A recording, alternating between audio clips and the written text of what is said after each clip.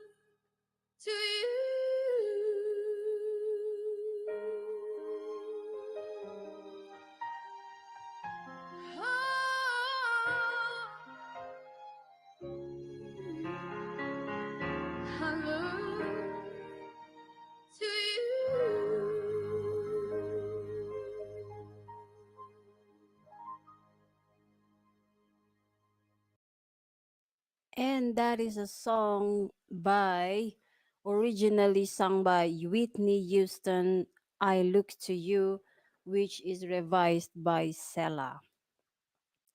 Alright, so today we're just gonna have a roundup of talk about the CHAYEI SARAH, which is the life of Sarah. So from the last week, we actually talked about Vayera, and we have spoken about the life of Abraham,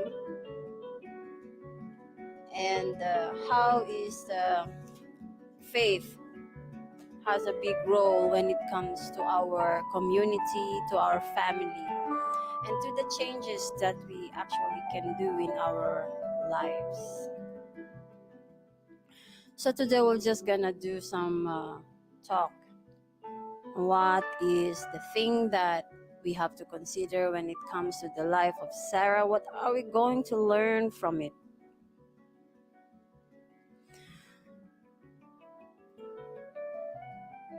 Please join us as we study the portion of the scripture that will be read in synagogues around the world this Shabbat or Saturday. We know you will be blessed by this parasha or Torah portion, as it highlights how we can live worthy of living a legacy for future generations.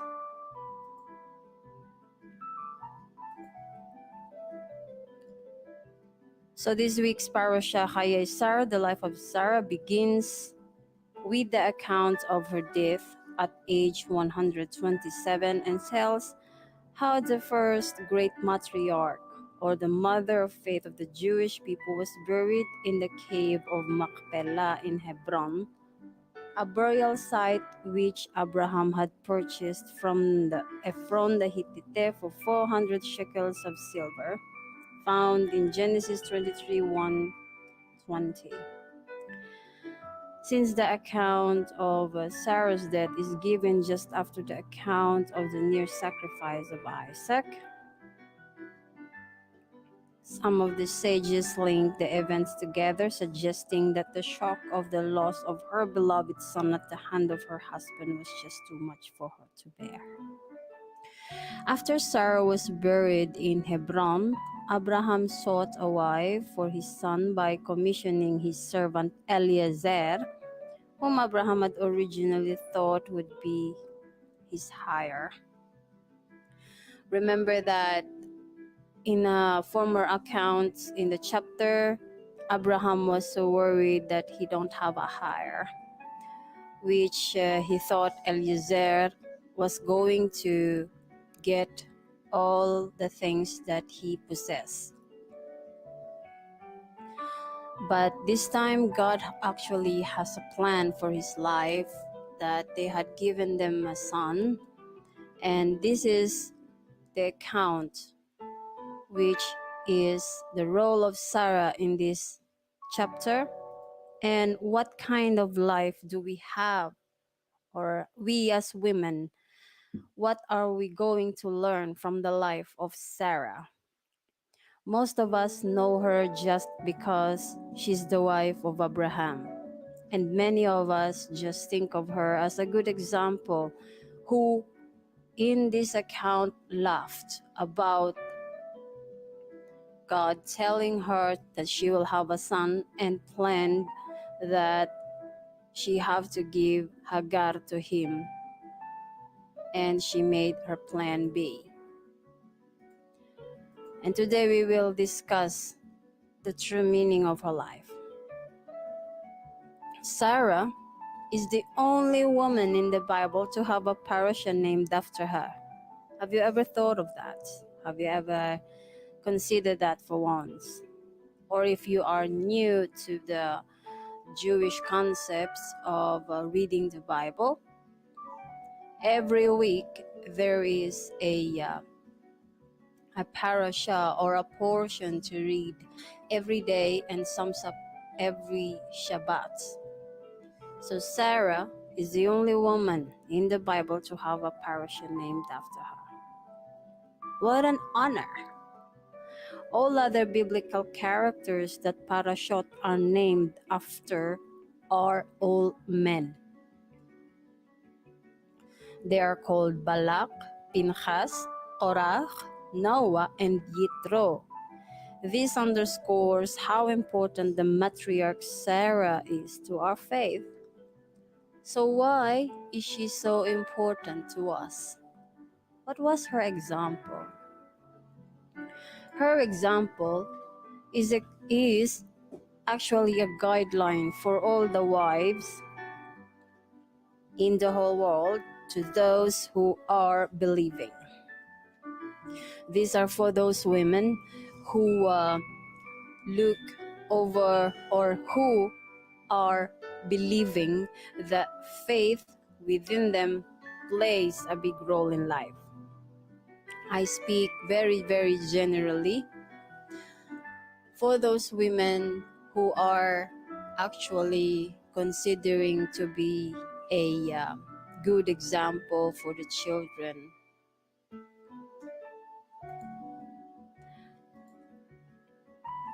So, did she even know for what purpose Abraham departed with their son? Did she worry that her joy, her reason for laughter, Isaac, may not return home alive to her? Did she know all the things that happens? Because in the beginning of this chapter, it started with her death. And Sarah demonstrated this radical obedience to her husband.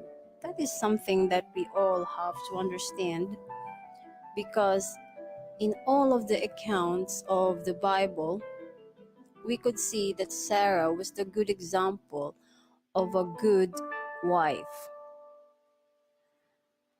First, by leaving everything behind, including her home and family, to follow Abraham to a new land. She did not know where they were going and had to live inside a tent in the desert like a stranger. Remember when God said that a man shall leave his father and his mother just to cleave to his wife? And therefore it was the same with Sarah.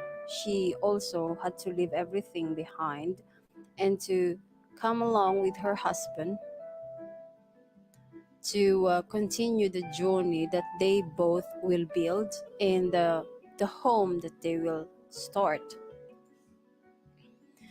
And in order as well to understand the story of Sarah, remember that they have traveled into different places and they entered foreign countries where she's actually can be potentially harmed by these kinds of new places. The new kingdoms that they entered, for example, was in the Pharaoh's king and Abimelech's kingdom, wherein they saw that she's beautiful and they actually intended to marry her, almost.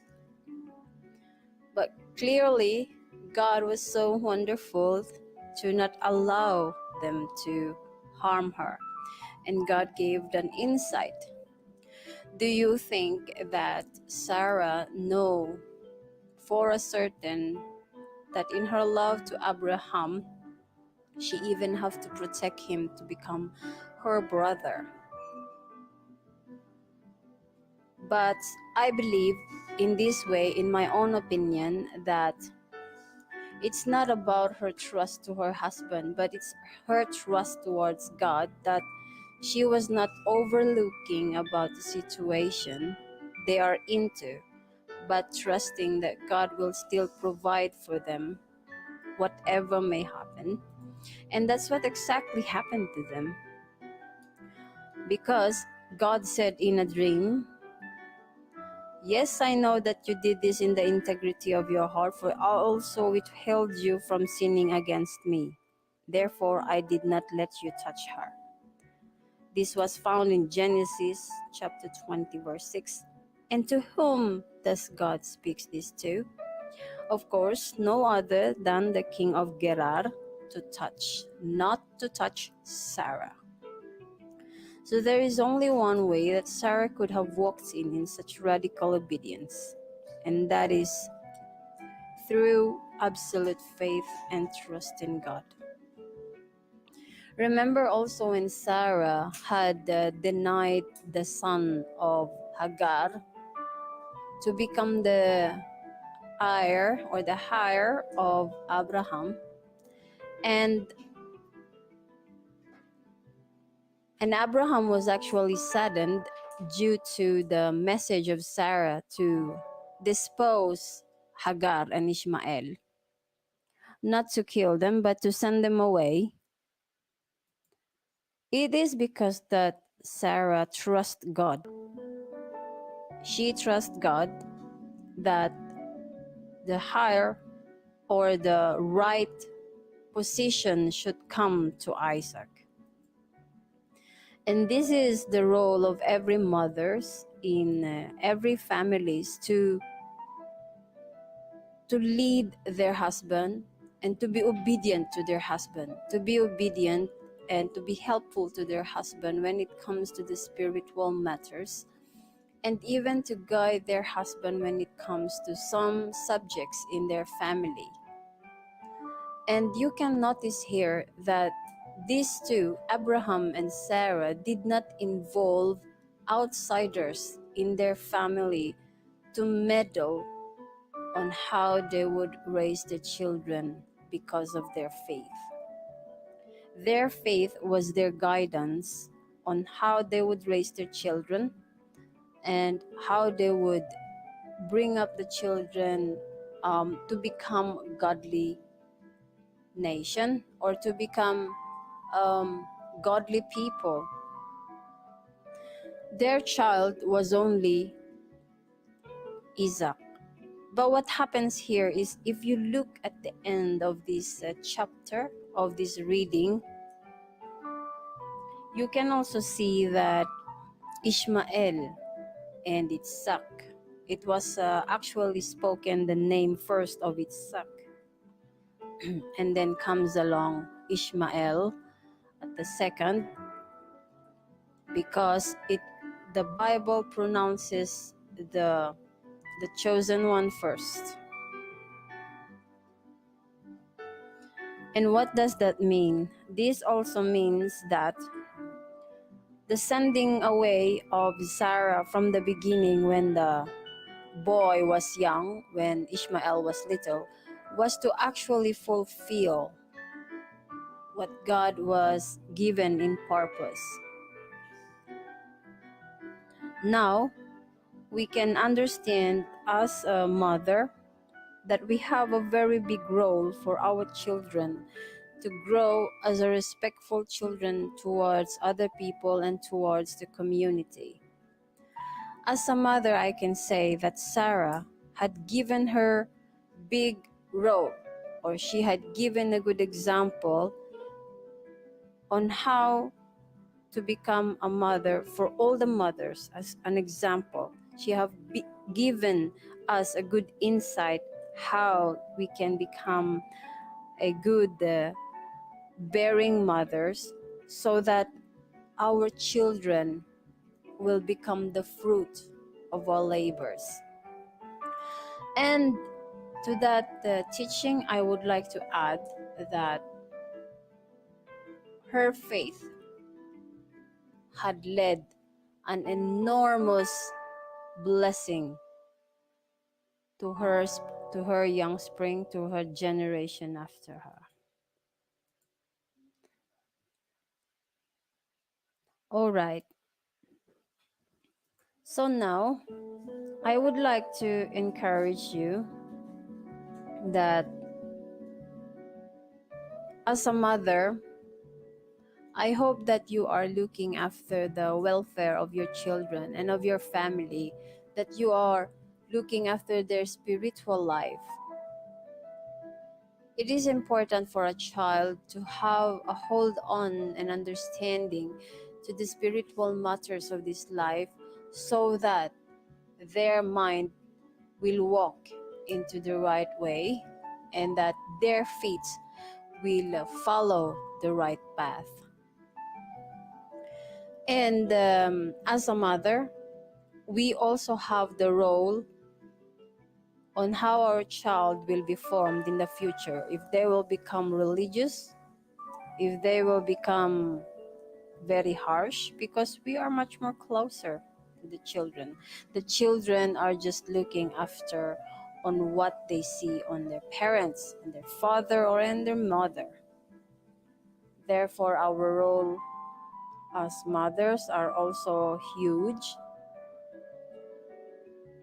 So many believe that Sarah lacked faith when she gave her servant Hagar to Abraham in order to raise up children for him. But the Jewish tradition, however, holds that Sarah was convinced that God would be true to his promise to bring forth his nations through Abraham, and that she was acting in faith. So Hagar was not just any servant either. Sarah personally trained her in faith. Moreover, it is quite possible that she was Pharaoh's daughter. It's just some opinion though. The fact that Hagar conceived and Sarah didn't caused Hagar to think highly of herself. That's why in her pride she exalted herself over Sarah, which intimidated Sarah.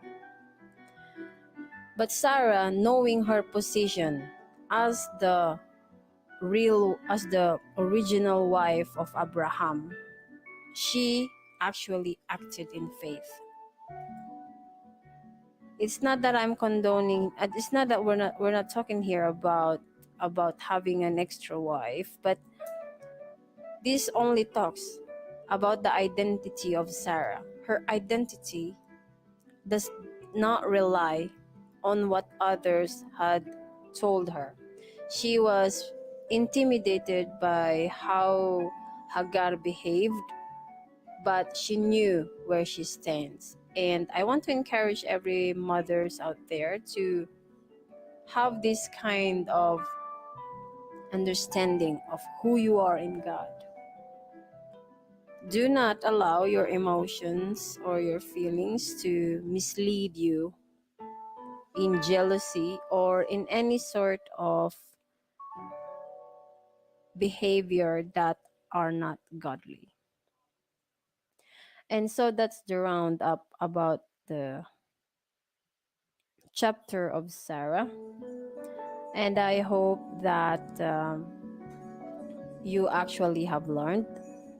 So after Sarah was buried actually in Hebron, Abraham sought a wife, right? And we know that.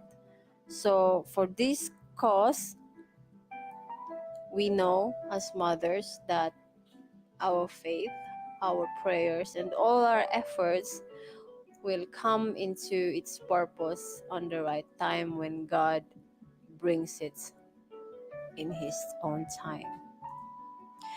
So mothers and women, whatever you do, do it for the glory of God. Understand your identity in God. Never give up your post. I promise you, God will look after you.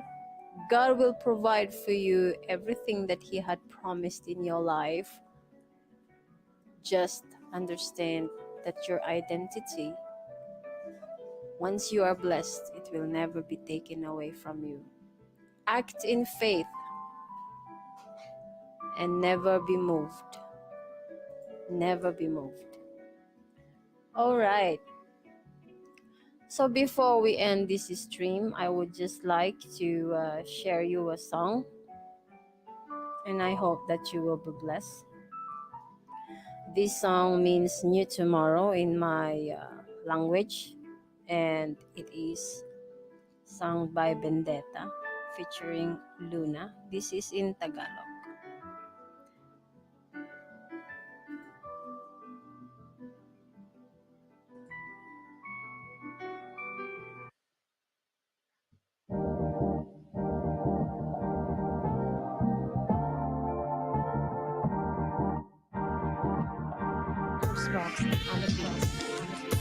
Takot ay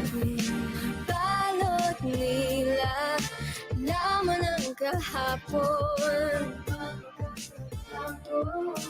Tila di na muling makakaahon, hanggang saan pa ba aabot? Sisikat din ang araw,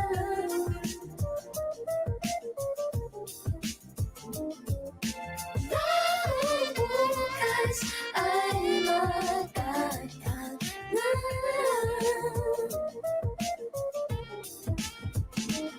Dumarating sa ating buhay ang hampas na panahon. Paano haharapin ang binibigay na hamon? Hirap makatayo, nilulumpo na bawat laban. Dulot nitong pasakit, masakit sa kalooban. Kay hirap maatin, ngunit dapat tanggapin. Hanapin ang liwanag sa gitna ng dilim.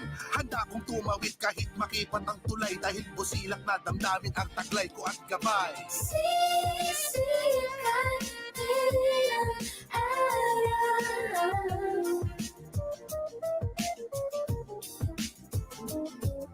dahil bukas ay matatag na.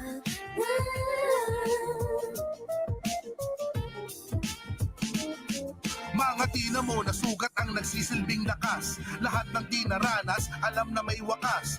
Tabang ng loob ang tutumbas sa pagsubok. Kinayang harapin, dagok at suntok sa sulok. Pagsubok na dumarating, kayang lampasan. Matibay ang dibdib, puso at isipan. Ako'y Pinoy, sa pagiging matatag.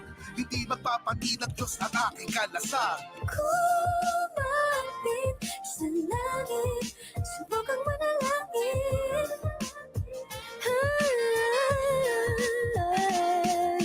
Ang lahat ay lilipas din, bagong umaga'y paparating.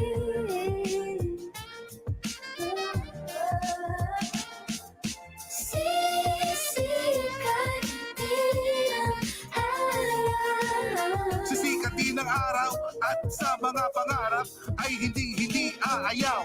dahil bukas ay matatag na. Bagong bukas ay matatanaw, ang ating tagumpay sabay-sabay isigaw. Ang ating tagumpay sabay-sabay isigaw. Bagong bukas ay matatanaw, ang ating tagumpay sabay-sabay isigaw.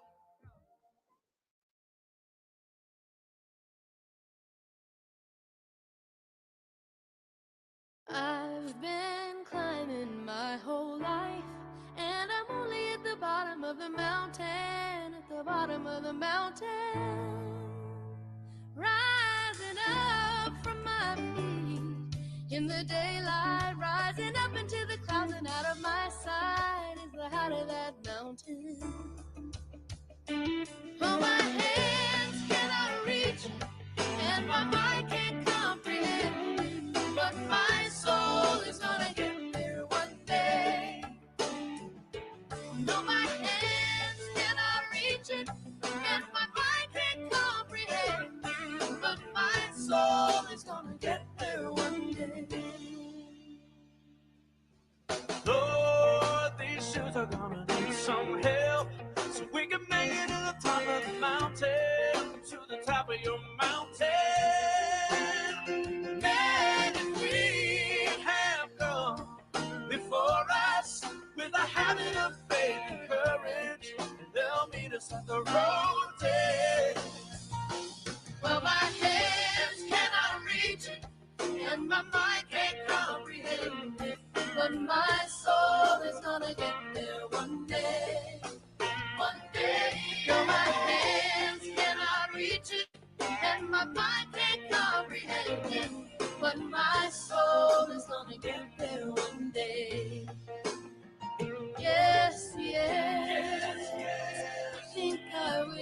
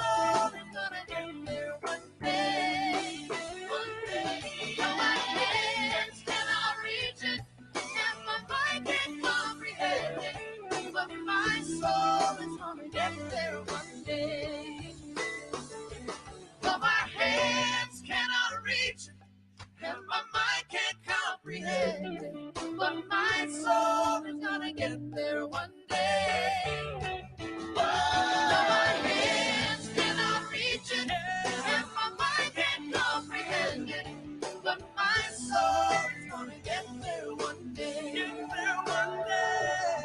Though my soul is gonna get there. It's gonna get there. One day.